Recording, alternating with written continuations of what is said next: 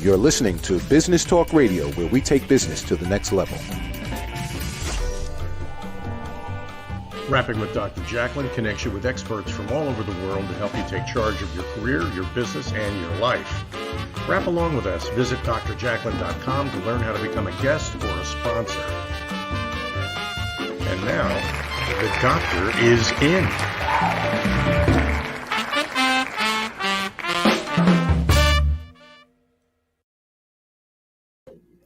Hello, everyone. It's so exciting to be here today. Rapping with Dr. Jacalyn presents the Underdog Show with the Doctor Who of Business, Ben Chai. I am your host and executive producer, Dr. Jacalyn Kerbeck. I'm a certified life, career, yoga, and meditation coach. And we've got a great show for you today. So without further ado, joining us from London, it is Ben Chai, Doctor Who of Business. How are you? Yay! I've been clapping all morning. I'm so excited. It's my little seal clap. So Well, this is a shout out to a lady called Jennifer, who is the Yay lady. Yay to Jennifer! Yay! It feels good to do a yay, doesn't it? Like a little cheer. I like it. No, if everyone said yay 5 times like we're doing, yay! Just feel Yay! no, seriously, audience, just do with that and just see how you feel afterwards, because you can do this privately. So if you're embarrassed because you're going, yay, see how it feels down there, because it's weird. You feel like, oh, things are, yeah. It makes you feel lighter, I think. Yeah. So you're looking quite dapper today, as always. Oh, thank you. And you're looking as stunning as ever, Dr. J. Thank you. It's a little dark in here. I look better in the dark, so no kidding. Oh, we have so much fun. But, we have a great guest today. I've actually had the pleasure of interviewing him already. His name is Lorry Rifkin, and he's got quite a story. I'm glad he's here to share it with us. Yeah. I heard the last time you two were chatting, you were saying you were going to a sex event afterwards or something, and you were going to expose yourself there.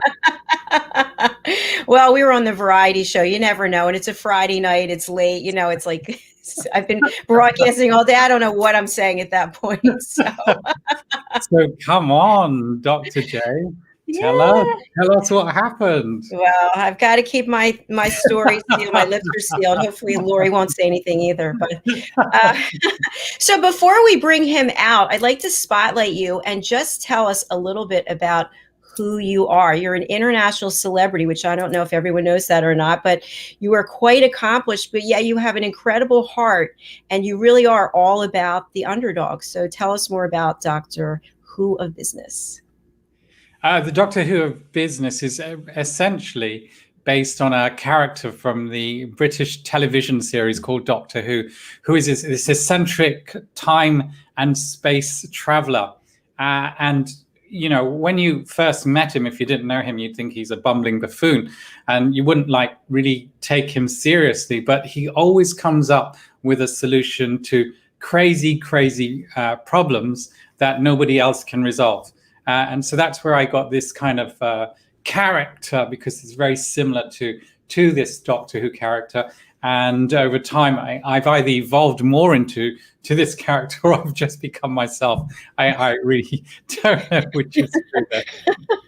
So funny. Yeah, it's interesting. I appreciate that. So, my real name's Jacalyn, and people call me Jackie for most of my life. But now I'm Dr. Jacalyn, and I seem to, when someone calls me Jacalyn, I'm like, what? Who is that? No, I'm Dr. Jacalyn. So I feel like during the pandemic, we could just adapt whatever names we want. What do you think about that? Well, actually, I upset some real doctors with PhDs, a bit like yourself, because I was running an IT section for a company, and this guy there, he worked hard for his PhD, but he was even more autistic than I am, right? So he had to keep shoving his doctor in everyone's faces, his PhD. And I said, anybody can be a doctor. He said, what do you mean? I said, look, here's my form for the credit card. I'm going to put Dr. Benjamin Chai on this credit. Did you? So I did. I was writing that. He got so angry, he ripped it off me and ripped it up. Anyway, so I said I just get another application form, and just for I don't know what was going on in my crazy head, I did fill it in. So for a long time, I had a credit card that said Dr. Ben Chai on it. So but there was very little emotional intelligence in this very, very intelligent guy. And unfortunately, the owner of the business had to let him go because he was just upsetting so many people. And this is what we really want people to understand. It doesn't matter how clever you are or handsome or beautiful you are. If you have that ability to connect with other people, at a heart level, yay! Then this means more than anything else, and you will have a great career or a great business, which allows us to riff really fantastically into our guest, who I feel he's my American counterpart, all about networking and getting people to give before receiving, that kind of mentality. Yes, absolutely. I want to bring our guests out. I just want to make a comment to what you just said. When I got my doctorate, I was so excited, and I thought that everyone would call me Dr. Kerbeck. And I was told in my corporate work that you're either an academic or a salesperson, so we're not calling you Dr. Kerbeck. So I think that's why it means so much to me now that I have the doctorate title, because for so many years, all that work, all that money, I was never acknowledged by the doctor name. So. Oh, well. So I just thought I'd throw that in because we're in the Underdog show. So what do you say we bring our guest out? Yes, let's do that. Let's bring him out. All right. Welcome, Lorry Rifkin, to the show. Dude. Amazing, the talented, the networking magician of the States. Here's Lorry. Woo! Lorry, welcome. How you doing? Do we render you speechless? Thank you for that. Thank you for that very kind introduction. It's a pleasure being on this show. It's I have a journey, a story, and one of my goals is to help others by sharing how I have done things. Lorry, before you share this, could I ask you a question? Sure. What prank do you want to play on your family that you'd really love to play on your family, and why? I'm sorry, what was that, Ben? I missed that. What prank? What joke would you like to?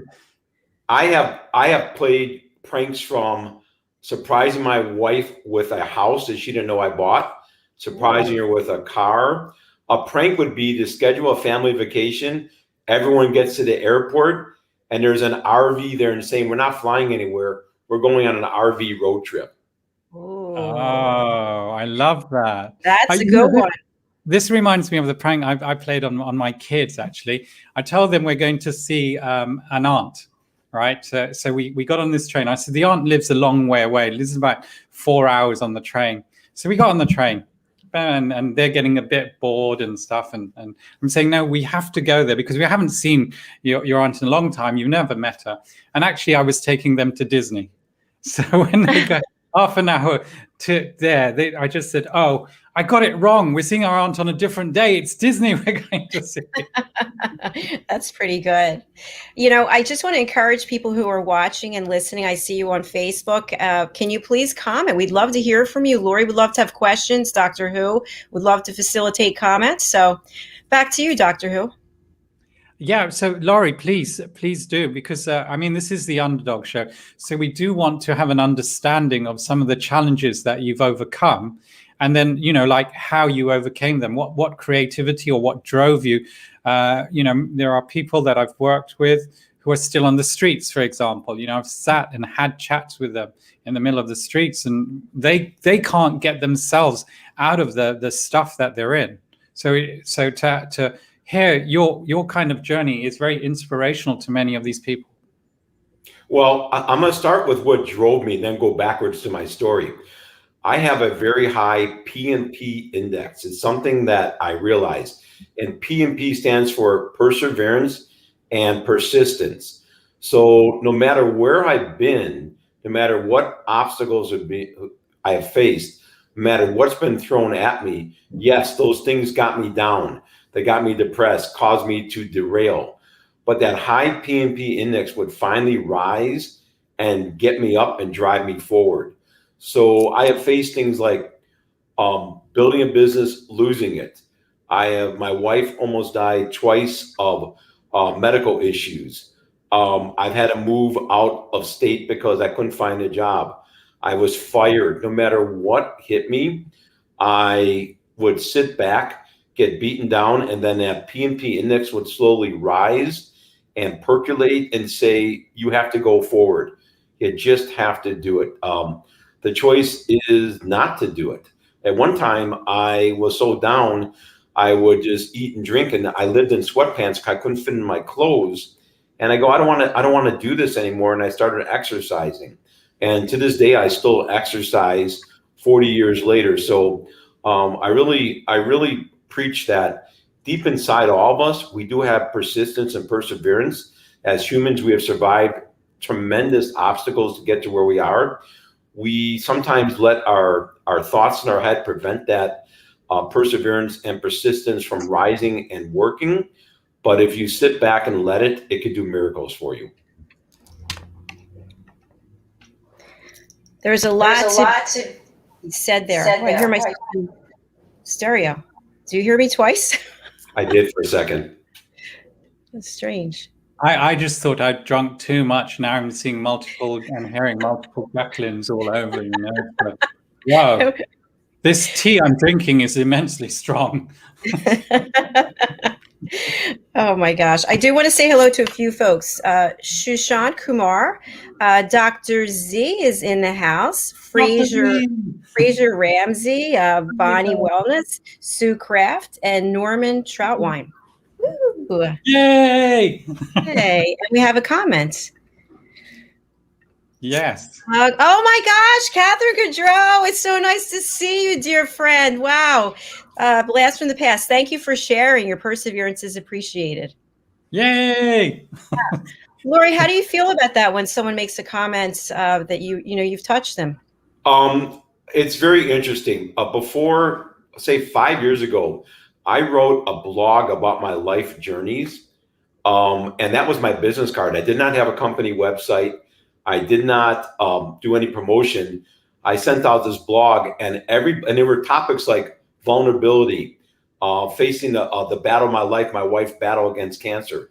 They were things that all of us experience, but as business people, we usually don't talk about. And I would get comments like that, every single one of those 3 or 4 of them, how I help people, how they no longer thought they were alone. And that drove me to do that. And it's very powerful. As you get up in the business world, you talk less and less about the emotional side of life. And one of my goals in doing Lunch with Lori and everything is to change that. And that's another thing where the high P&P index, it's not something that is open arms, come and talk about it in the business world, but it's something that needs to be done. And that's why when I have Lunch with Lori, you can't say what you do or what you want. You only could share part of your life story.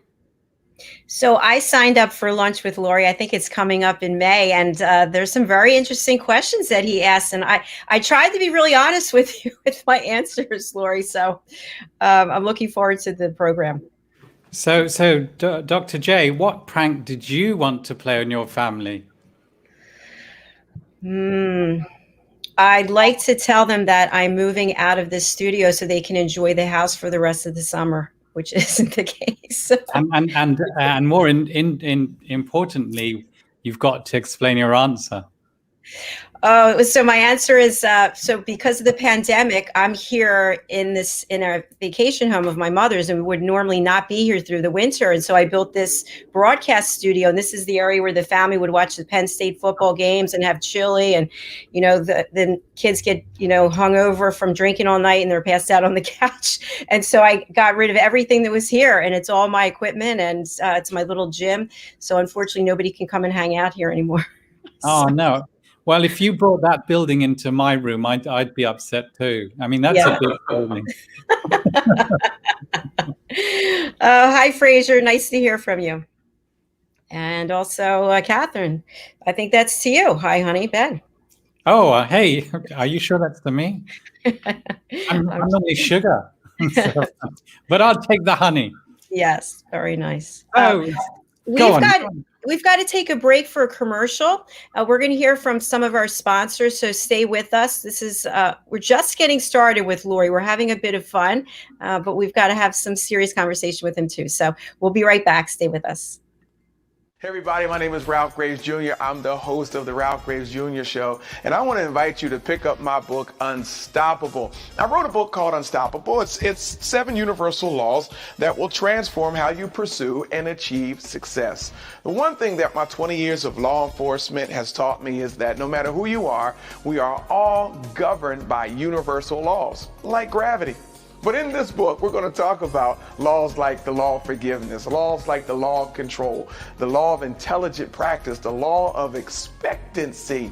I was able to see how those, no matter what their background was, those who identified and treated these laws with respect, they were able to go on and lead successful lives. So pick up this book, and you can go ahead and pick it up at Amazon.com, BarnesandNoble.com, RalphGravesJr.com, where anywhere where fine books are sold. Thank you. There are 7.7 billion people on Earth today. 40% of these people are under the age of 25. Young adults are the most fertile mission field in the world today. In Scripture, we see Jesus pouring his life into 12 young adults who he equipped to change the world and all of history. Like Jesus, we believe that the best approach to reach the world with the gospel is to invest in young, emerging leaders and equip them to build disciple-making movements. Concentric is the notion of surrounding and sharing a common center. Our center is the model and strategy of Jesus for both leadership development and ministry formation. As a global alliance, we provide equipping in biblical leadership based on Jesus' example in the New Testament. Jesus modeled for us how to make disciples that reproduce. Focusing on leadership development is key to creating movements that spread the gospel and Jesus' disciple-making strategy to young leaders around the globe. Our Ministry Alliance partners are actively equipping leaders and building movements of multiplication that reproduce the life of Christ. Join us today to equip young leaders with Jesus' strategy that will change cities and nations.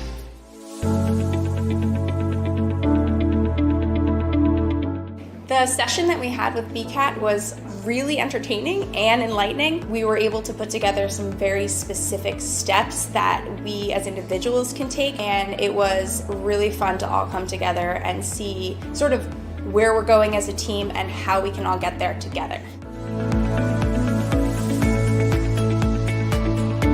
We had a tremendous experience with the BCAT partners. One of the challenges that we have as an organization is to make sure that we have the right people in the right chairs doing the right thing. To do that well, you have to have synergy. You can try to dream up ways to make sure that your group does that, or you can rely on experts. We would recommend BCAT partners to anybody who's looking to take their organization to the next level.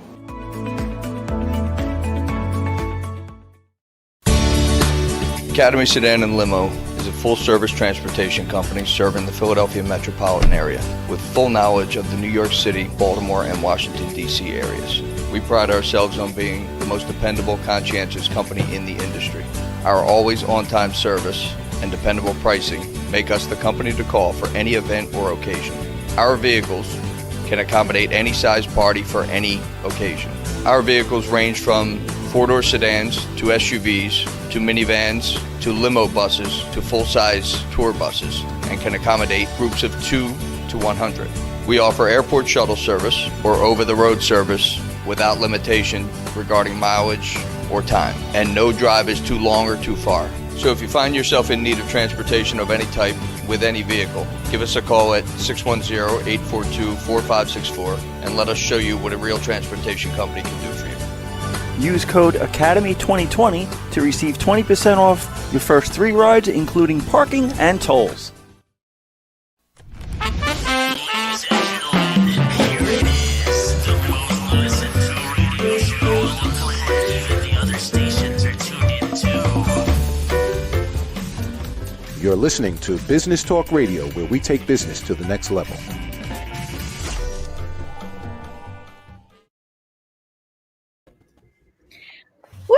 welcome back. Hey, it's Rapping with Dr. Jack, the Underdog Show with Doctor Who of Business Ben Shai and our special guest, Lorry Rifkin. Welcome, welcome. So, loving the hat. Yeah, this is just a shout out to Ralph Graves because he's always wearing his hat. So I just thought, hey, do your show, Ralph. We love Ralph Graves Jr. He's one of our co-hosts. He's a great guy. Yeah. You know, Ben, that reminds me of when you wear that hat. I worked at a company once who was having a board of director meeting. It was on Halloween. I dressed up as a cross dresser with makeup and a wig and went to the board of director meeting. And they looked at me and says, "We can't even look at you. You have to leave now." But the employees loved it because all the employees were dressed up. None of the management did, and I did. But it wasn't the worst part. My wife works at Trader Joe's, so I went to Trader Joe's after that. And my scene that's burned in my mind is a mother grabbed her young daughter and pulled her away from me because I looked so hideous. Hideous? Is that what you said? That was how I looked. I'll send you a picture after the show, and you could judge for yourself how I looked. We'll use it in the marketing, Dr. J. Lorry, that picture. Yes. No, we won't do that. We're not, don't worry. I just want to say this. So when I met Lorry last, he had just come from having something done with his family. He had a nice little family event. Do you remember what that was? No, I don't. I have all these events. Which one? What was it? I don't remember. You all went and got a pedicure. Oh, yeah, that was right. I had a pedicure in Jackson, Wyoming. And you had what color polish? I have hunter green as my nail polish right now on my toes. And he sent me a picture of it. I have to say, he's got very nice feet, attractive looking feet. So good for you. My wife says I should be a foot model. Yeah. Well, during the next break, if you want to show us your foot, I'm sure Doctor Who would like to see it. But you know, in one of the social apps, my profile was of my feet, Lorry. So yeah, it had spaghetti on it. Never mind, it doesn't matter. It's a long story, that one. But do you know, Lorry, I feel that if I met you, we're either going to get on like a house on fire and everyone's going to be very confused around us, or we're going to be so similar that we'll be clashing, you know, like, oh no, that was my eye, I don't know. Because I think we think so similarly, really, in many of the things, the awesome gems that I've seen you dropping in the many podcasts, in the interviews, in Dr. J's previous interview with you, and in many of the other interviews that other fantastic podcasters have been doing. I'd really, you know, this question you ask people, like, what is it? What is it tell me something about you that nobody, even including your family, knows. I'd like to revisit that question, but you know, in terms of networking, what is there some question that nobody's asked you about networking that can make a huge difference to people? Because you know, I've heard the whole introvert, extrovert. I've heard give value. I've heard the, you know, don't talk about you, play the long game, speak to 101 people, and maybe, you know, by then you'll get a job. Is there something that you've never said, but there it is? That little there is, and I just started saying it because it dawned on me in the last month or so. Networking is sales of the most important product in the world, yourself. And whether you do it consciously or subconsciously, you are always networking and selling yourself. And when you do it explicitly, now you know it, realize it, can do it better, but you're always networking. People think they network only at an event. You are networking every time you go out and meet somebody, and you never know if the next person you meet is going to be the one that has the key to open the door to success. That's what I'm finding out now. And I'm 64, and I'm just realizing what networking is after all these years of doing it. This is a brilliant gem. There's a video of me speaking at an event, but at the event, the people there are all random people I've just met. They're from my dance, because I do a lot of salsa. There's a person who I just met in a restaurant. There's one I just met walking down the street. They'd all come to this event on goal setting and how to really hit the financial goals you're after. But you're absolutely right. That is one huge gem, Lorry. Everywhere you go, whether it's a party, whether it's a dance event, whether it's a family, that is networking. brilliant. Really great insight. It really is. But sometimes I'm finding, you have watched a lot of the podcast stuff I've done. What I'm finding is the simplest things are the most powerful ideas. Who would have ever thought hosting an event where you ask people questions would take on a life of its own, where you start meeting people all over the world? Sometimes the simplest things are the most powerful. Lorry, how did you come up with that idea to do lunch with Lorry? It wasn't my idea. That's the brilliance of it. I was at an event, and I have a concept called predetermined destiny. I went to an event where it was a golf outing. I knew nobody. I called up the organization and said, give me the list of all the single golfers like me. I went on LinkedIn, found 3 of the most interesting ones and said, put them in my foursome. So now I had a choice of 1 out of 3 meeting interesting people. And I sat next to a gentleman called Pat Miller. He told me his business plan. I rebuilt it. And at the 15th hole, he said, get the hell out of the cart. I don't want to talk to you ever again. Just shut up. I'm sick of you. So I didn't talk to him the rest of the evening. And a month later, he says, you were right. And I have a gift for you. I only have one requirement. You use the gift. And the gift was the hashtag lunch with Lorry.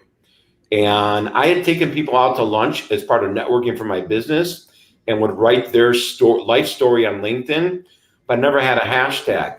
Taking the hashtag gave me instant notoriety, and people knew what it was. And from that day, I did what he said. I used it, and it's taken on a life of its own. I've had 300 individuals, unique individuals, come to Lunch with Lorry events, and those people are from all over the world. And if I look back right before COVID, even 14 months ago, I would have said there's no way that's going to happen. That is brilliant. I love the fact that you got yourself into a foursome with people that you don't even know, because I think golf is very nerve-wracking anyway. And to put yourself out there like that and look how it worked out. That's terrific. Yeah, but the concept is, though, I could have just went to that golf event and whoever randomly I was assigned to. But I took the step of calling the organization, getting a list of the other people, and then calling them back and say, I don't know these 3 people, but I want to be in a foursome with them. No, we say there's luck in the world and destiny, but I would say part of that is predetermined. You do play a part in that. And my part was to find the people I thought were very interesting people. I didn't say people who give me business. They just seemed very interesting. Good point. We've got a comment from Fraser Ramsey. I'm learning a lot from people like Ben Chai and Jacalyn Kerbeck and many others from Clubhouse. Been great and lots of fun as well. Great networking on Clubhouse. Thank you for that, Fraser. Also, we have another comment. Ben, soon as salsa dancing is allowed in Edinburgh, good to see you get up. Just no spaghetti. Okay. Do you have any comments on that? Yeah, the spaghetti comment is because we had this bet that I ate spaghetti off of my feet. And so I took a picture of spaghetti in my bath on my feet. I said I actually ate it off my feet in the bathtub. So that's where it comes from. You've definitely been in lockdown too long. Please go inside. Oh my gosh. We have to take a break. Any quick comment from you, Ben, on what Lorry said? Yeah, just a quick comment. It's a reaction to people. So here's this guy who reacted, and Lorry could have gone off and taken it quite badly, but he came back to Lorry, a month later. I was in a restaurant having a lunch with my air pilot friend, and this guy was staring at us. Now I could have taken that badly and said, "What are you staring at us for?" But I said, hey, we're talking about this. It looks like you're interested. Come over, have a chat. Now, I didn't realize that this guy's a sheikh, right? And over time, I was able to give him some value to the point where he's asked me to come to Dubai. I said, I will build a house for you. You can come and I'll have my own house. My mom will have one. And I just want you there because you have just been the most amazing friend to me in my life. And that only happened, 2 years before lockdown. So this networking anywhere, it's a great gem that Lorry shared with everyone. you don't stop networking. You don't stop adding value in some way. And when you see people that seem weird, use inclusion techniques rather than exclusion, because you don't know who they are. You absolutely don't know who these people are. Great point. Thank you for that. We'll be right back. Stay with us. We're going to take a commercial break and hear from some of our sponsors. The world of healthcare is benefiting us in many ways, but the risk of becoming a victim to an airborne infection is increasing at a fast pace too.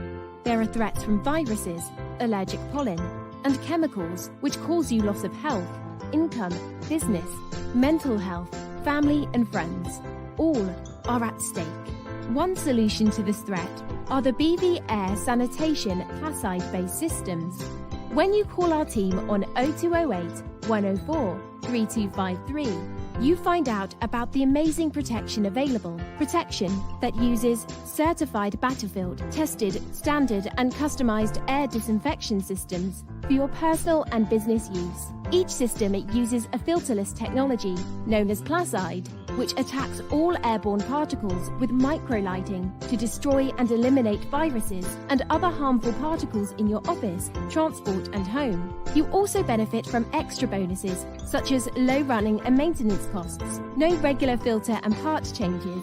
You get to work with our trained experts and professional staff and be made aware of the latest in airborne protection and disinfection strategy. Keep yourself healthy by working with our trained experts and Placide virus killing systems, which keep you safe from airborne viruses.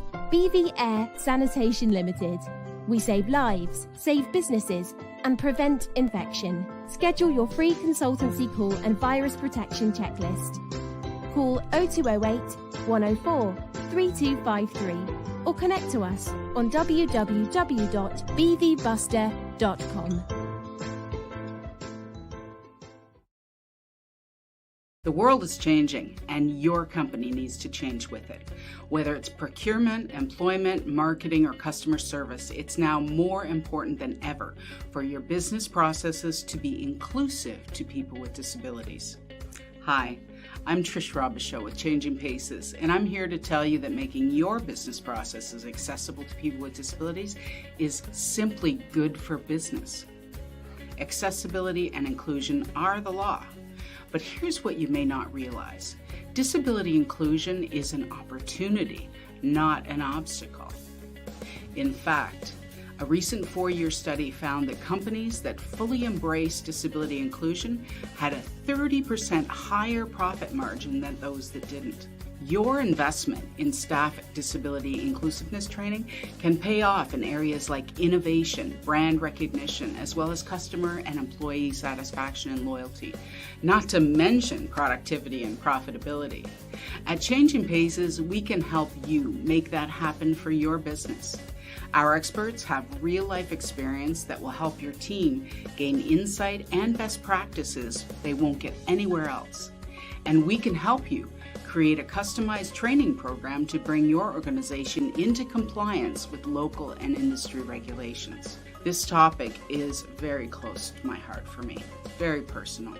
Dealing with the challenges of MS for the past 25 plus years and having lost my job as a result of my diagnosis back then, I've made it my mission to bring disability out of the darkness and create a more welcoming environment for people of all abilities.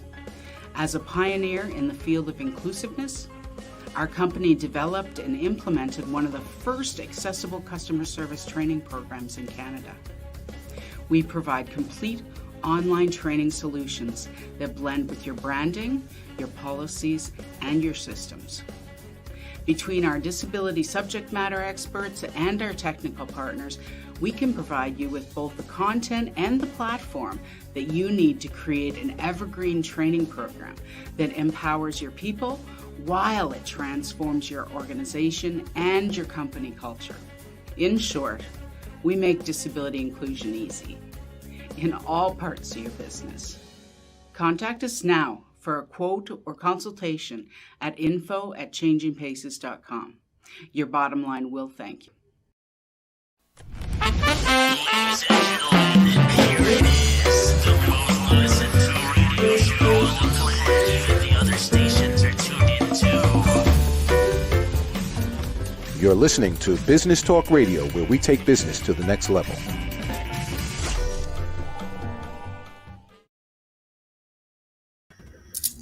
Woo!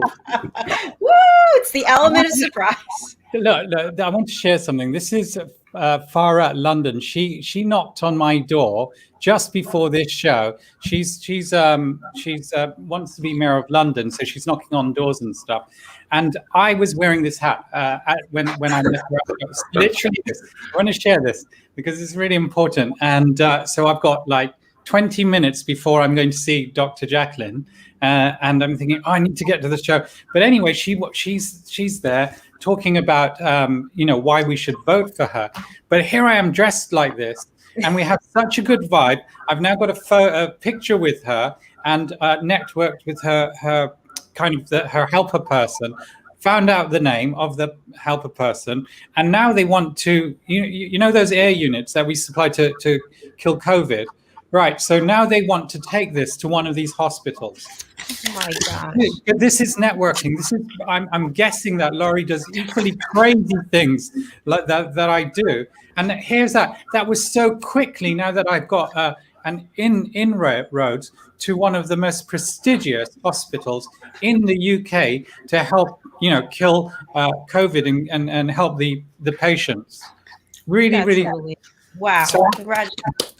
I know, but that's just being the normal crazy person that I am.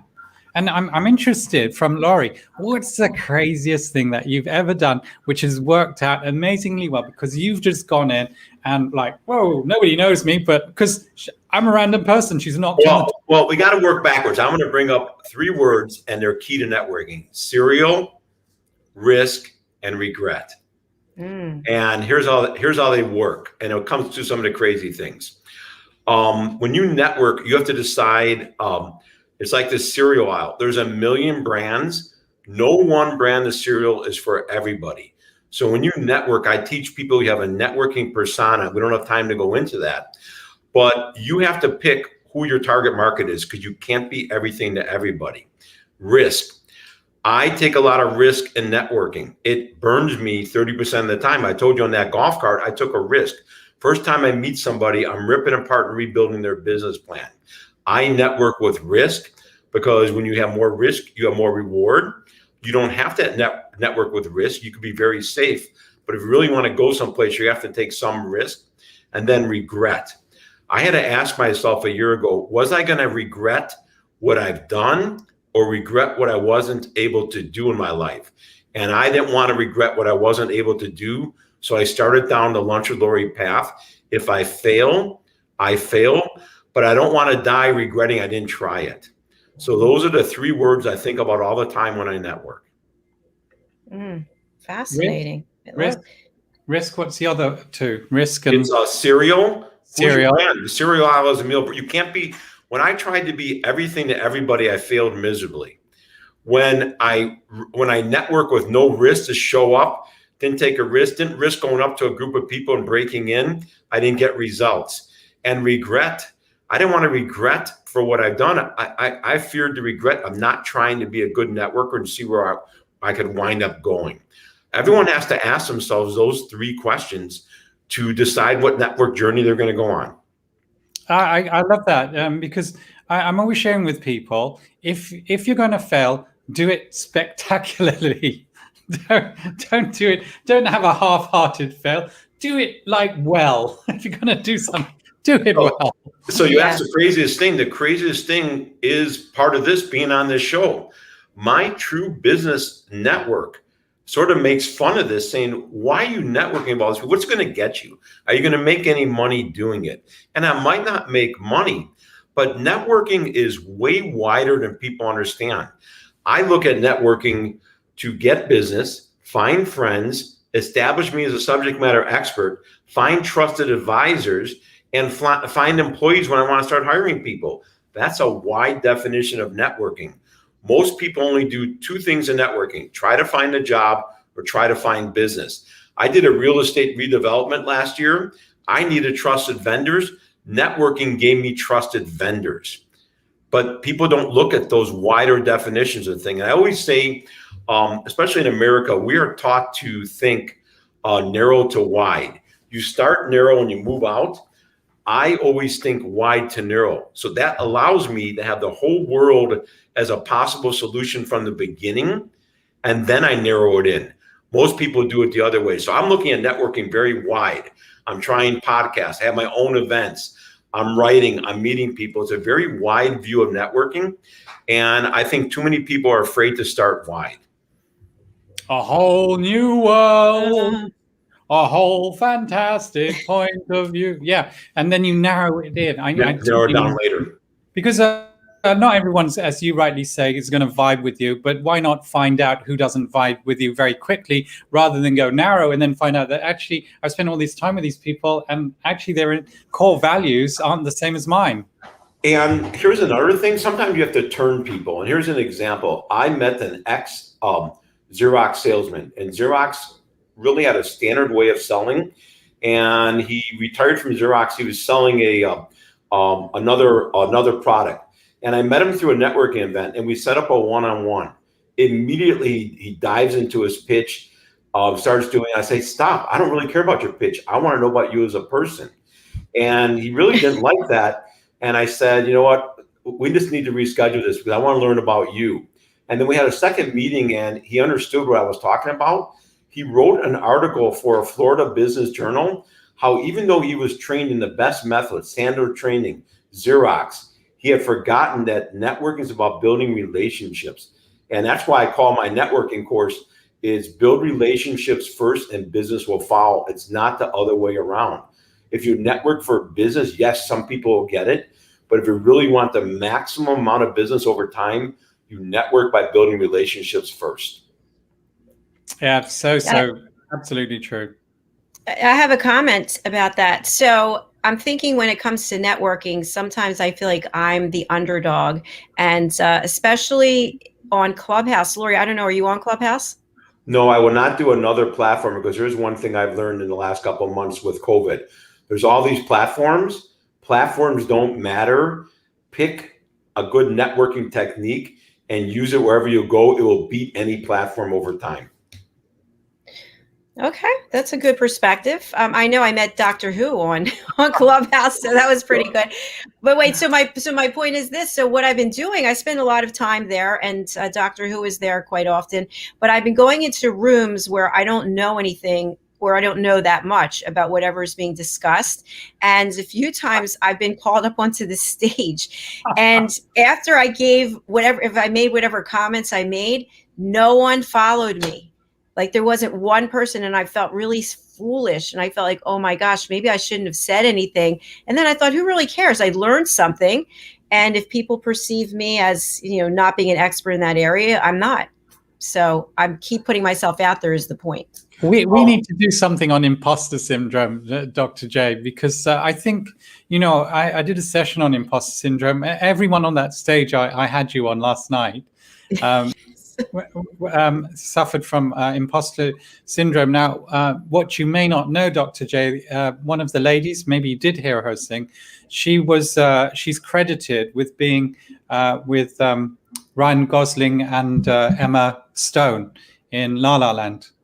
So she was one of the lead actors in that, and she suffers massively from what you're just sharing. And I don't know, Lorry, do you ever suffer from imposter syndrome yourself? Because here you are, you've come from this time where you're deep diving into dustbins to find cans to make money because your life was so terrible then, to this persona you are today, where people are finding you on LinkedIn and so on just to interview this guy called Lorry that everyone's talking about.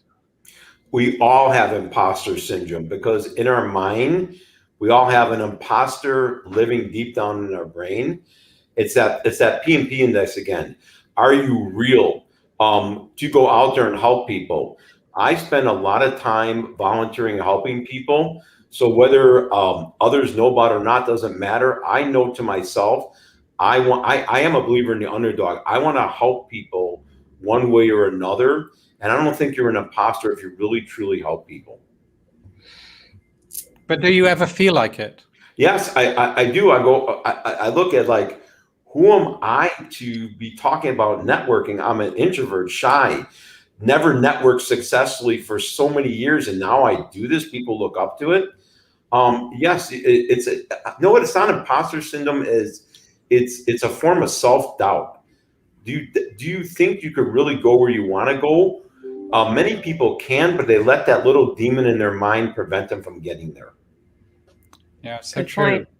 I think it's interesting that the three of us are all introverts, but yet we would be perceived as extroverts. Here's how I describe that. We are actors in a play called life. All we have to do is act as extroverts on an hour on your show, and we could be an introvert the rest of the day, and no one sees the introvert part. All they see is the acting part. So life is an image and a perception. We are perceived as extroverts because that hour a day we go on stage, we're playing the part of an extrovert. The rest of the day, I could be an introvert and nobody sees that part. So what perception are they going to have? They're going to only see and perceive the extrovert part. That's so true. I mean, the whole lockdown, I'm happy because I'm on my own. I get all my energy from just being, hanging out with me. But turn that upside down, Ben. If you're an introvert and want to learn to network, you don't have to change your core. All you got to do is find an hour of the day to act more extroverted, and you could be exceedingly successful. So you don't have to change. You just have to modify 1 out of 24 hours. Good point. We have to take a break. Before we go into the break, I was going to say one of the things that when I feel really insecure in terms of networking is when we were back in the world and you would go to a cocktail party or some type of networking event. And before I would walk into the event, I would be sweating. I would be a nervous wreck because I don't know anyone. And I'm looking around like, who is going to talk to me? And so I think it's probably still there because I haven't been anywhere networking, but I get anxiety going in to do networking, and then you can't get me to leave. Yeah. I don't think it was your allergy that did it. It could have been my allergy. It could have been No, I'm serious about the shellfish. Yeah, allergy. that could definitely be true. We have a comment. Let's just see. Here it is. Being a fly on the wall in a boardroom meeting with Ben, I would be eating the carpet with laughter. Thank you, Fraser. All right, we're going to hear from the lovely Ashley Owens on networking, and then we'll be right back. Stay with us.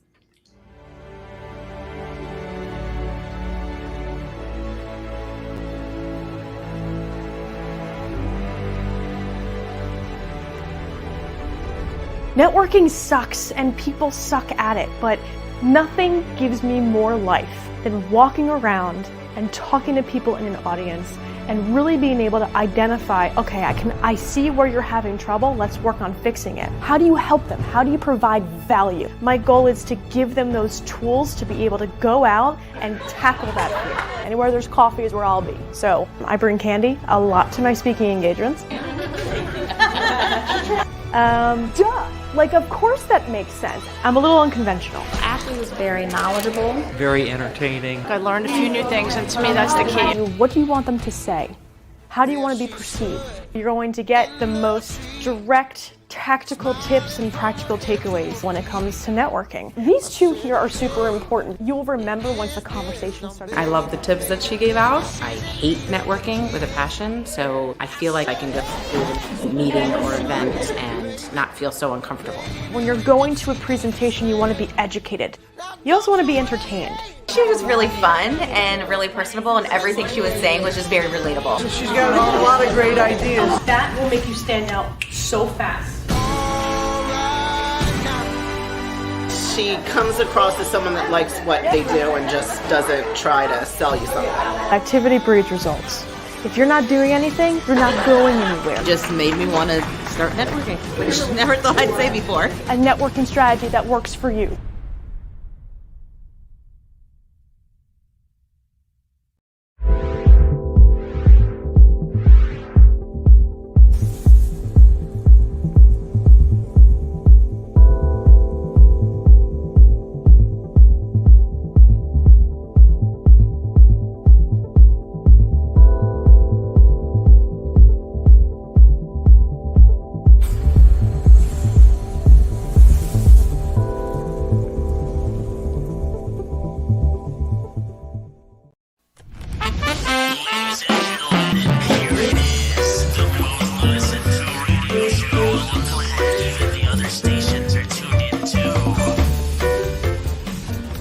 You're listening to Business Talk Radio, where we take business to the next level.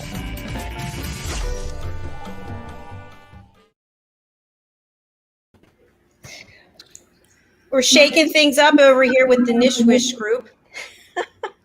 I love that hat, Ben. That's a good one. This is a tribute to Lorry's deal with the real estate guys. This is a builder's hat in the UK. I just wanted to make a comment about Ashley Owens. We just heard her clip, watched her clip. So because of a friend of mine suggested I meet Ashley, I met her, went on her show. She interviewed me.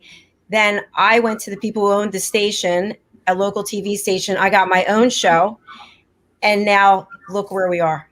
So networking does pay off. And I went out of my comfort zone doing an interview that in person, and I'm thrilled that I did. So hats off to you, Ashley Owens.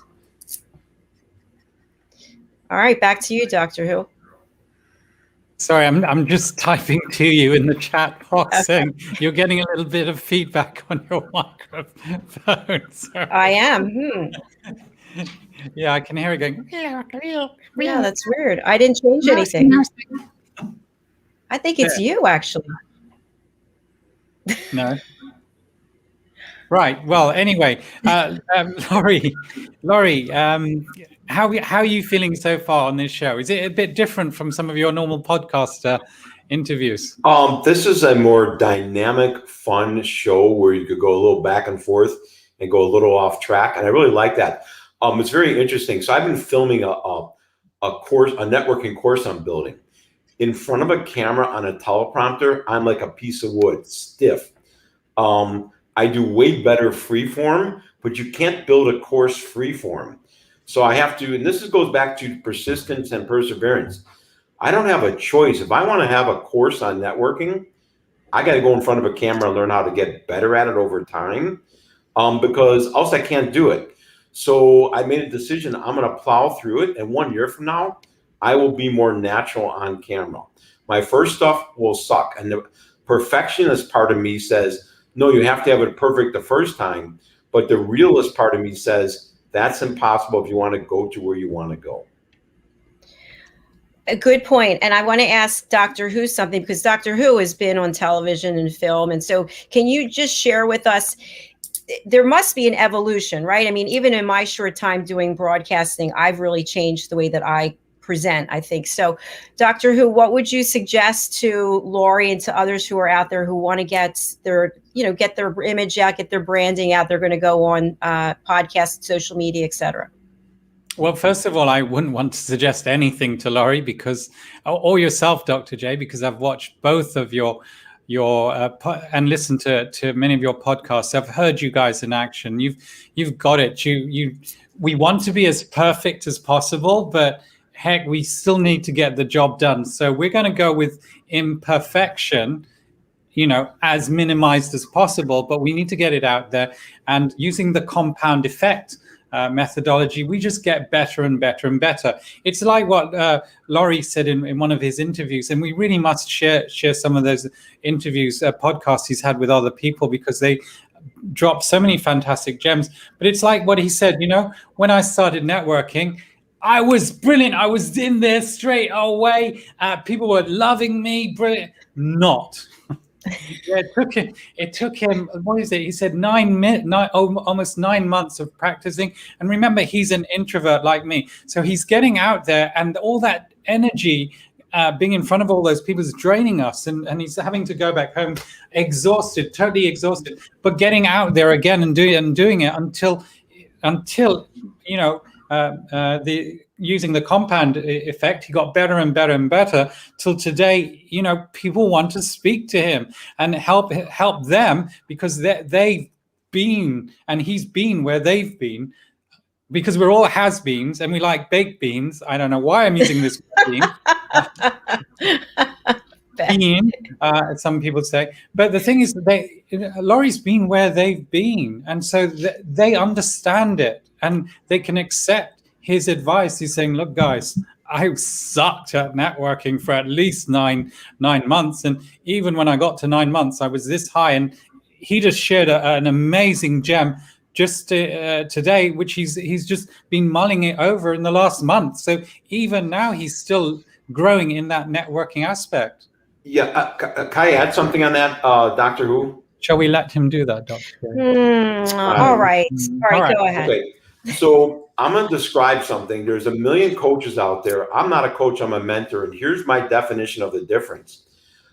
No man could mentor a woman through childbirth, but a man could coach a woman through childbirth. Mentoring requires that you have actually lived through the experience and got the emotional quadrant as part of you. And so there's a lot of people who teach networking who are extroverts.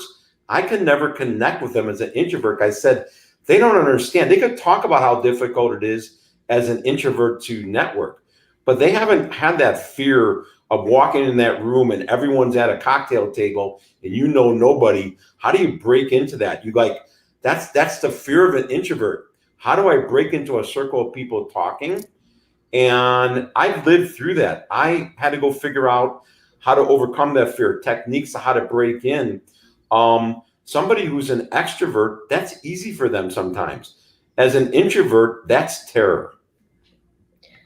Thank you. That's what I was describing to you, right? When I go into a cocktail party, I'm all sweating, my heart's racing, and but yet I could stand on a stage in front of hundreds of people, not thousands. I'm working on it, okay, Ben, but hundreds of people, and I would be fine. So think of how easy it is. One of the tips I tell people, if you go to one of those events, always have food or a drink in your hand. If you see that table, you ask the people, you mind if I put my drink down here for a second? More times than not, you'll be able to break into conversation then. So that's why if you go to a networking event with food and drinks and there's all those round tables and you know nobody, always carry food and drink in your hand. Yeah. All right. Yeah. I have a different style to Lorry. So I heard what he said about that, but what if you don't have any food and drinks there? So then you just have to take the risk, Ben, and butt in. I just come along and I just say, hey, listen, I'm kind of new and I'm a bit shy. Do you mind if I hang out with you guys for a little while? And just listen, and over time they will actually ask you who you are and a little bit about that. And as long as you don't sell at them. Nobody wants to be sold. Well, it's like Lorry was saying in one of his previous interviews, like, you know, I remember the very first networking event I went to, everybody was coming and pitching at me and saying what they did and could they have a job with me? And I'm thinking, what? Like, I never wanted to go back. Like, what? Networking?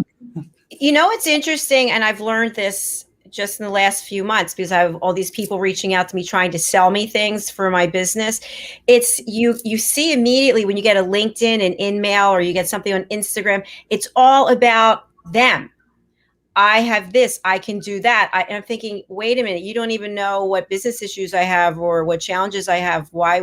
And so what I've been doing is I've been educating the people, trying to educate, hey, if you're really interested in getting my business, why don't you get to know me and understand what it is that I'm doing? Oh, wow. I didn't think of that. So it's actually, Dr. Jacalyn, you know what I do now? I send them an invitation to a lunch with Lorry. I say, if you really want to sell me, you have to learn about me and I want to learn about you. Many people don't respond to those. I always respond, engaging them in what I do. And I get a high success rate of people coming to an event from that because I say to them, I'm not going to ever buy from you unless I know you as a person. If you want to get to know me and I get to know you, you got to come to a Lunch with Lorry event because my 10 questions I ask, I will know all about you. You want to share those 10 questions with us? I vary them, but I'll give a couple. I ask people, what's your favorite charity and why? And I want the why part more than your favorite charity because it exposes so much about people. Mm-hmm. Tell me something about you that no one knows about. What hobby do you want to try you haven't tried yet? What's your favorite childhood memory? What's the funniest thing that ever happened to you in your life? What's the most embarrassing thing that ever happened to you? And there's other series of questions like that. When you get all those, two things happen after you get the answers. You realize that if you ask questions like that, people have to answer them because they really are questions. When you answer them, you learn a lot about people, openers. And the other more interesting thing is we have so much in common with people we're around, but because we live in an age of 10-second sound bites, we never get to really truly learn about people as people. I have now had 300 plus people come. I'm going to publish at the end of this series, probably going to get to 500 people, some of the commonalities, because I have had a CEO and an employee in the same room. They have the same hobby they want to try, and yet they never knew that. So many people have things in common if they would just ask the right questions. Now, I've got a question here for you, Lorry. As an introvert, sometimes we just like, playing games, for example. We're not really actually interested in going out there and making hundreds and hundreds of connections and friends. We only need like 3 or 4, and as long as we can do our job or do our business well, that's all we care about. How would you help us? Like, we've got now 50 people who want to connect with us, and we're thinking that's going to be a lot more energy as an introvert, just even sending out and connecting with 50 people who like you because they've learned the Lorry Rifkin style of networking. One thing I've learned is I was just talking about 2 techniques that allow me to expand beyond a close group and connect with a lot of people. Is I call it a bank and template. I template my replies, which are common to a lot of people, so I could communicate with a lot of people quickly. And I bank episodes of things I want to talk to people about, so I don't get stuck in these breaks. I could have a continuous stream, because people don't want you to reach out and talk to them and then forget about them for 6 months and then reconnect.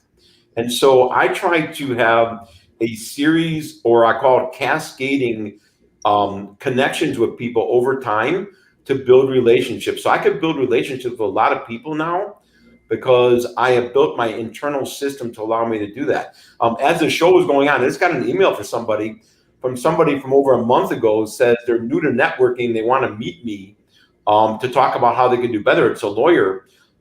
Things take time to percolate, but because I'm always keeping in touch with people, even if it's a 1 second how you doing question, you could develop a lot of relationships. And I thought, as an introvert, having 3 or 4 friends is the key to life. I have friends in all different areas now, and it really has made my life richer. If you would have asked me years ago, I said, no, I don't want this. I don't want people calling me up and talking to me. I had a call from somebody I met in a networking event 2 years ago. Every 3 or 4 months, we keep in touch. He's going to come over for dinner. And it's like having another friend. He's helped me in a lot of things. You need to branch out as an introvert because people will help you. So I get this. It's just the energy and connecting outwards. It's not that you don't necessarily want more friends. It's the energy that you're, especially when you're interested in your own stuff. And one thing I like is that you are creating those templates. It's something that as an introvert, I teach other introverts to do. And so I have templates of conversations, which I just copy and paste. Well, Ben, I want to ask you this. If you never exercise and I took you to the gym, you might lift 10 pounds the first day. But if you keep on going to the gym 1 year from now, you'll lift 100 pounds. You can increase your resistance to running out of energy with practice. And so I have learned to build up my energy and stamina after networking events. And I have to tell you, because years ago I would say this is not possible. I now get energy from going out and meeting people. That's the opposite of an introvert. It took years of training to do it, but I look forward to networking things now. So you're essentially becoming an ambivert. I am, and the reason is it has to do with risk. The risk of failure now is way lower because I have pushed myself up to another level. So that's why remember I mentioned risk before was one of the things. You have to manage your risk. You're going to fail. And I teach, here's another Lorryism. Failure is the cost of goods sold of success. If you're not failing, you can never succeed. We need to write that down, Dr. J. Well, failure is the what? Cost of goods sold of success. As a business person, go back. Cost of goods sold. Cost of goods sold. What is the cost of, if you're a business person, Cost if you're a of goods business sold. person, cost of goods sold. If you're a business person, you have your revenue and the cost of your products, and that gives you your profit. So my cost of networking is failure. I have tried events, Dr. Jacalyn, we had Lori Mendelson. We tried a Lunch with Lori dating version. We failed on the first one. We're trying another one. You can't succeed unless you fail. That's true. I have to say, over on Clubhouse, I've had 2 rooms that I've started on Sundays, and they've been losers. And so I was thinking maybe I'm not going to do another room, but I'm doing one tonight. So going Well, back. how do you know they're losers, Dr. J? Because one of my friends, Jeff Tarpinian, he's a salsa promoter. He starts out, he opens up a new place, invites some friends along to start it, and maybe he gets two people coming along. But then he does it again, and the next week he maybe gets 4 people, and then the week after he gets 0 people. But he's got his friends there. But over time, all of his events have been full, and he's one of the top promoters from a salsa perspective in the country. He regularly gets at least 100 to 200 people at his dance events. So I think that's what it takes. What Lori said, you have to keep. What is the expression? Throw enough stuff against the wall. I don't know if that's. And by the way, speaking of the wall, Fraser Ramsey likes the plate picture that you have. So I just want that to be acknowledged. So. Yeah, does he realize it's not really, it's part of a green screen thing? Well, it's actually real, it's my logo. I'm going to take the camera. That's the Lunch of Lori logo. There it is, folks. Huh. I didn't want a green screen. I had somebody come over and paint my logo on my wall in my office. Ah, okay. I like it. Very cool. So, believe it or not, we're actually over the hour, which is okay because we have our own channel. We can hang out until Alcini comes at 2. Do we want to hang around for some more questions? I'm going to defer to you, Lori. I'm okay. I blocked off enough time. Okay. Dr. Who? I'm good. We can end it if you like. I'd just like if we're going to end it for Lorry to share some things he's not shared from. This is difficult because actually I think I've heard most of your entire repertoire on networking. But if you've got some stuff that you think will be different, I'll tell you, just share with you an issue I have with hearing people talking about networking, and they're coaching people and acting as if they know how to do networking, and the advice they're getting is giving people is this: it's like give more value to other people, stop talking about yourself, and stop selling. And I find that disrespectful value. I don't think it says anything. To me, that's a truism. If you want to do networking, you're not giving people anything that they can actually take. So if you don't know how to add value, or if you feel that you don't have much self-worth to give value, you don't know what to do, right? And what I like about some of Lorry's other interviews, he's actually giving people actionable things things to do. It's here's what it is. My personality is I'm a architect personality. I create realities that don't exist, and then I write the rules to implement them. Because I don't have any patience, I can't run them day to day. So I've always been keen on implementation. How do you implement what that was one thing I would go to. I'll call it a rah-rah motivational speaker. Gives me all this stuff, gets me all riled up. I'm all excited. I want to go do this. And I don't have the step 1 implementation, step 2 implementation. I'm an implementation guy. So I give people implementation advice. Even when you come to a lunch with Lori, I give you a script. I have everyone connect with everyone on LinkedIn. I give you a sample script because believe it or not, some people don't know how to do a connection request in LinkedIn. They just go connect and don't use the whatever characters they give you, 300 characters, to say something. So I give people a sample script. Can you share what one of those scripts are? Yeah, is that part of your business? I don't want. I don't sell people, but I tell people I go, I'm Lori. I want to connect because a lot of time I'm in a group. I'm a fellow member of this group. Here is what I do, and they accept it. I'll follow through and say, you want to talk, because one of the key KPIs of networking is one-on-one meetings. And in that meeting, I won't sell. I'll ask the question, tell me about your family, your favorite vacation. And I'll get to know them. And more times than not, after that meeting, I'll say, do you want to book a placeholder for a meeting 3 months from now? Almost universally, they say yes, because I didn't try to sell. Now that means, and a lot of people are against this, they would say to me, if they're a salesperson, that means for 3 months, I don't have an opportunity to sell them everything. And that could be true, but it doesn't stop you in that 3-month period from sending a little note, how you doing? Or I seen you on this. That was an interesting thing you talked about. You're building a relationship. I want long-term relationships to build my sales versus a transaction I got to close today. So here's the thing about what you're sharing. And by the way, this is a methodology I learned from a guy called Joe Girard, American guy who was in the Guinness Book of World Records for selling the most cars. He does exactly what you're doing. He'll send people cards, and I used to do that, send them happy Easter cards. Never happy Christmas, because everyone else does that. So again, Lorry, you talk about being a differentiator. So I would send cards on days that weren't. You have never opened my cards. Why is that?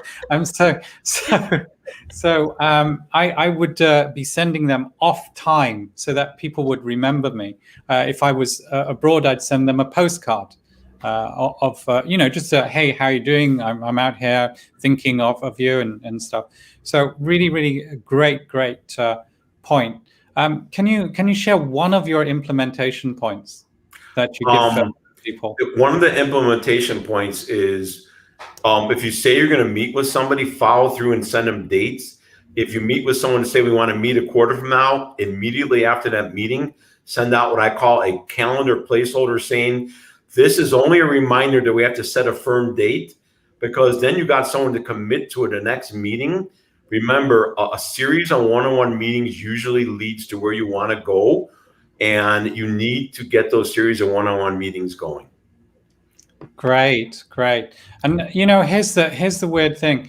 They say, well, I want to sell something now. Well, then you're still not working in the authenticity of trying to get to know someone. You're still trying to sell them something if you're still thinking that. And if you could set up that funnel from 3 months, it means that if you've set it up correctly, from that 3 or 6 months or 9 months, I don't really care how long it is, every day from that 9th month onwards, because you've done so much networking, will be a sales day. You've created long-term, I think you're very big in this, Lorry, created a long-term strategy rather than just trying to do a one-off and having to actually alienate a lot of people with your one-off tactics. And here's another side, be personal. So I use my brain all the time. I don't get to use my hands. Cooking is my hand activity, chopping, slicing, dicing. So I do a lot of cooking. Then I realized I started inviting people over. They wanted a home-cooked meal.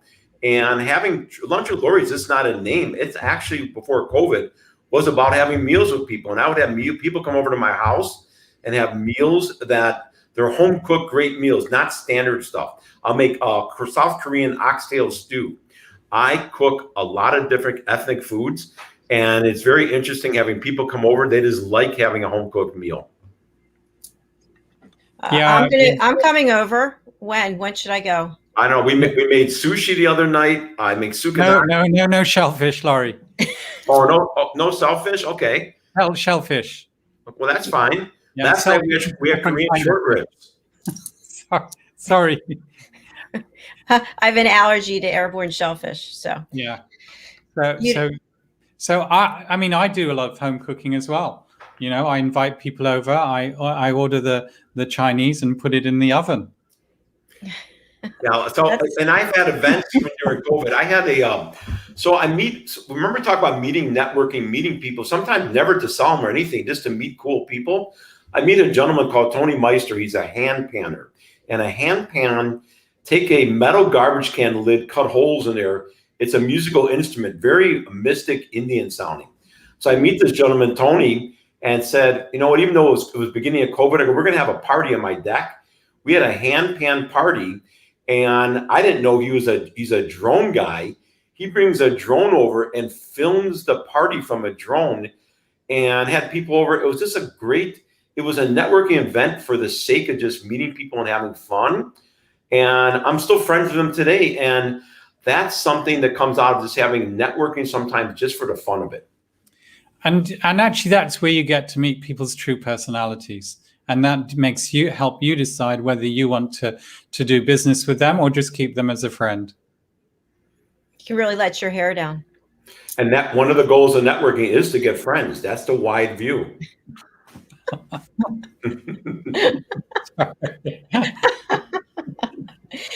You should see us around at 10 o'clock tonight on Clubhouse. Okay. Oh my gosh. There has been so many good nuggets of information that you have provided us, Lorry. We've been talking about this lunch with Lorry. How do people get to apply? What's the process look like? The easiest way is to go to my website, lunchwithlorry.com, and you can register on there. I am working on boot camps and a course because I want to help. I talk to underdogs, people who aren't good at networking, the unemployed and recent college grads, all are at a disadvantage in networking, and I want to help them be better networkers, not from some rah-rah. I want to give them solid, actionable implementation steps to make them better so they could get to where they want to go in life. That is one of my goals for me to accomplish before God takes me away from this world. Lorry, that's really, really cool. Could I just ask that you add something else to this? You've been through some very tough times, which caused a lot of depression, and at times you probably couldn't see how to get out of it.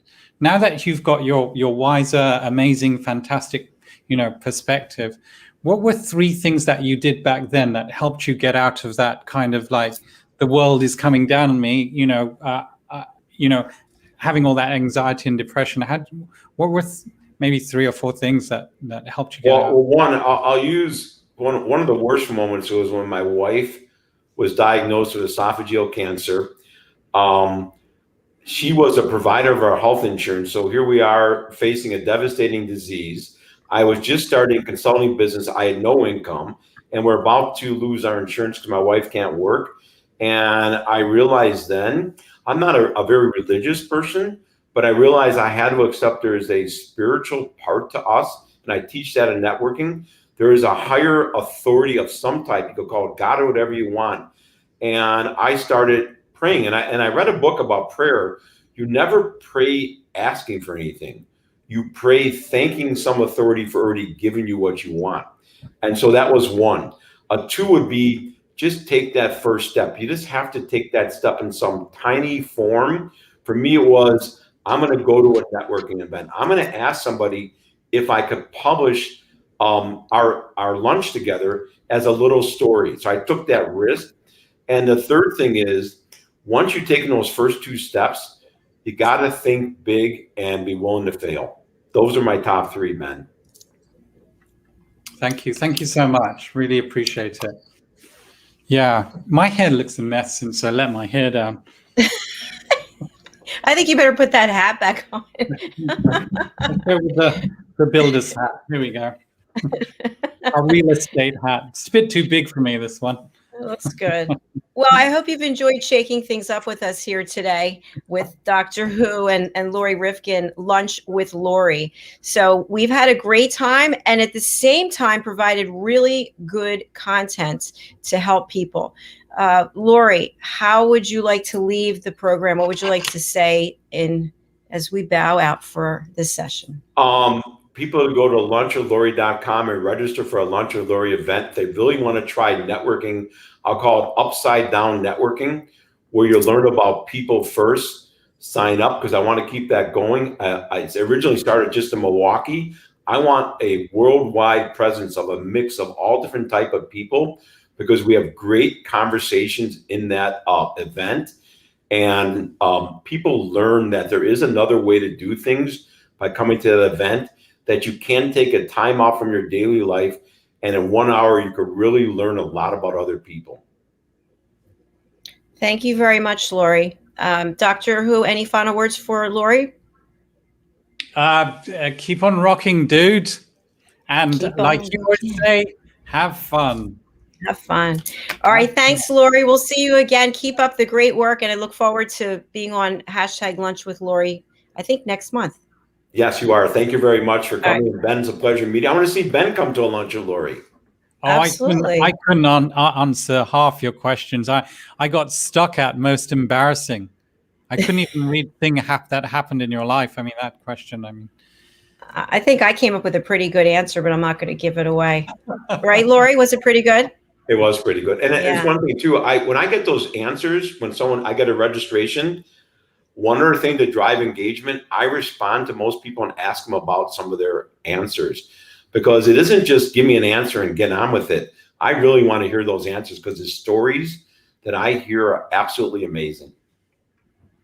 So true.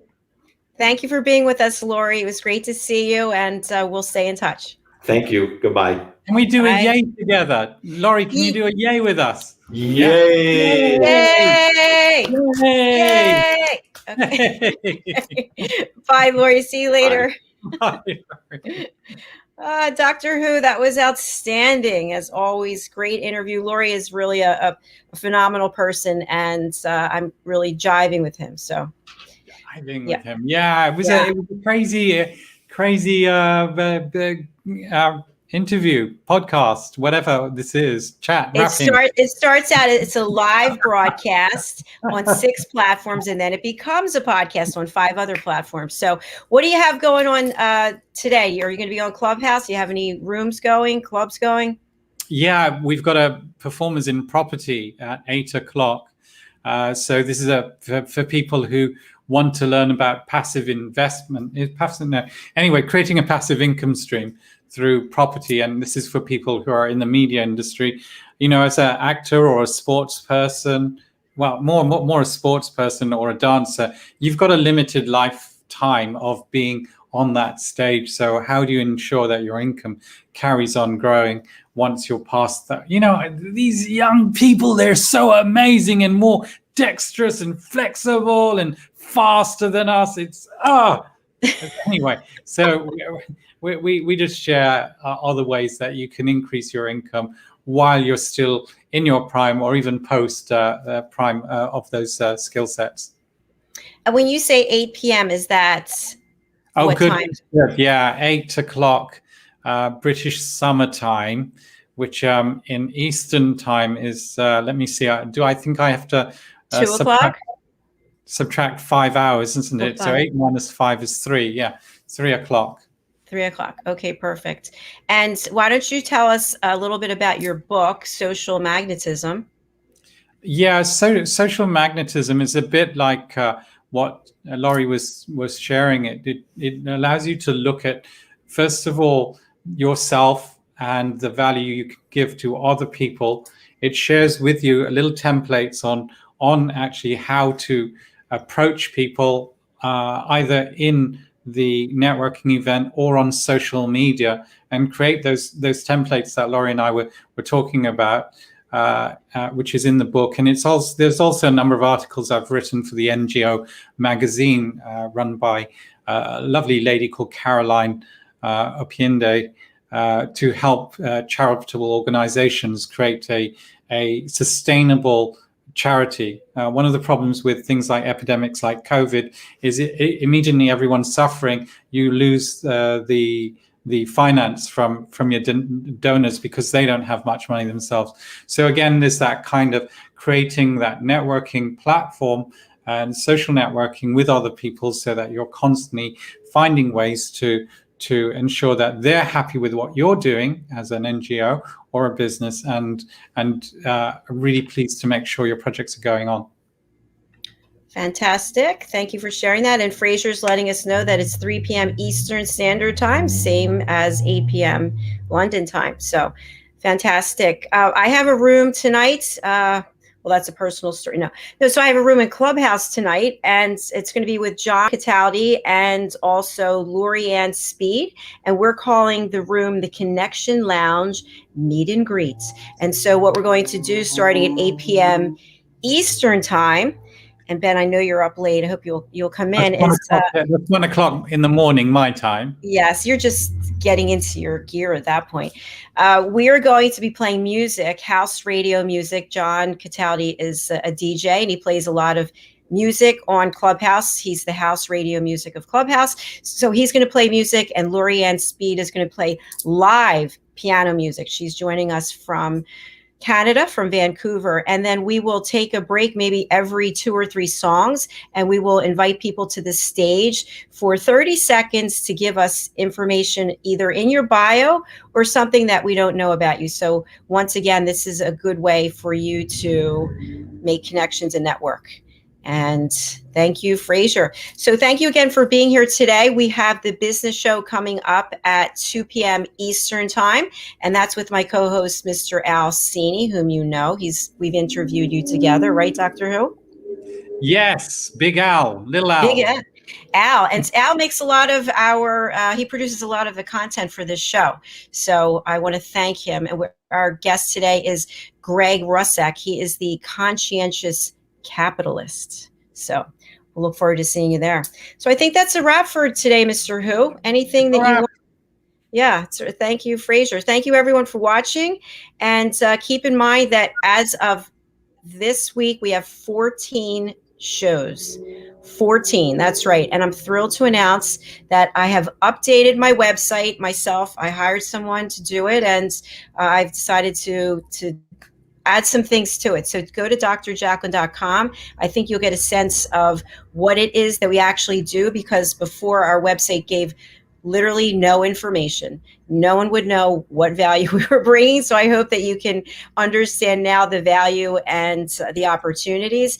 And the other thing I just want to mention is I have a book coming out, and I need your help getting the word out. So I have an ask, which is if anyone out there has an email list, you have a newsletter, if you would include information about my book launch, I would really appreciate it. So reach out to me on drjacalyn.com under the Contact Us form. All right, that's the end of my little ask. So that's it. We're going for today. Any final words, Dr. Who? Yes, goodbye. Okay. Goodbye. Thank you again for being here. See you next week. Thank you for tuning in. Bring your hat. Hats off. Yes. Hats off to everybody here. And remember, our podcasters actually can't see all my little costumes. So I know, it's a shame. That's why they have to watch us live stream. Watch us live. Go to YouTube. Come to YouTube to just see some of the costume changes. They will change your life. Immensely not. All right, we'll see you later. Bye. Bye. Every day it was the same old story. I worked hard to make sure no one noticed what I was dealing with, but my stomach never cared where I was. And the pain just kept coming. After too many close calls and even weight loss, I had to do something. The Crohn's and Colitis Foundation helped me realize what was going on and even helped me find a specialist. Don't hide your symptoms. Get help at spillyourguts.org.